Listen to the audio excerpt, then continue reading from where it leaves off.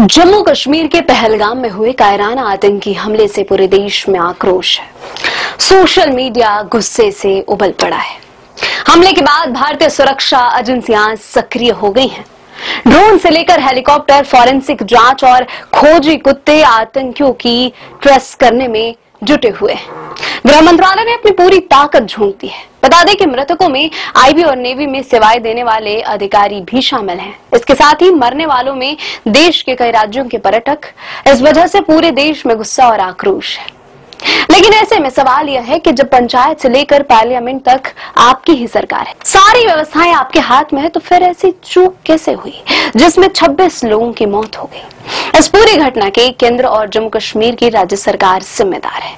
खुफिया एजेंसी ने हमले को लेकर पहले ही इनपुट दे दिया था। इंटेलिजेंस के सूत्रों ने अप्रैल की शुरुआत में ही इनपुट दिया था कि आतंकी पहलगाम जैसे पर्यटक जगह को निशाना बना सकते हैं। वे इसको लेकर योजना भी बना रहे हैं। इनपुट में यह भी जानकारी दी गई थी कि आतंकियों ने रेकी कर ली है और वे अब प्लान पर आगे बढ़ रहे हैं।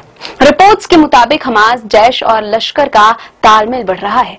पाकिस्तान के कब्जे वाले कश्मीर में आईएसआई की निगरानी में आतंकियों को तैयार किया जा रहा है। रिपोर्ट्स के मुताबिक पहलगाम हमले में आतंकियों की मदद कुछ स्थानीय लोगों ने की थी। केंद्रीय बलों के आंकड़ों के मुताबिक जम्मू कश्मीर में अभी भी करीब 70 आतंकवादी सक्रिय हैं। पहलगाम हमले के बाद 2 आतंकियों ने उरी में भी घुसपैठ की कोशिश की, लेकिन सेना के जवानों ने घुसपैठ को नाकाम कर दिया और आतंकियों को ढेर कर दिया।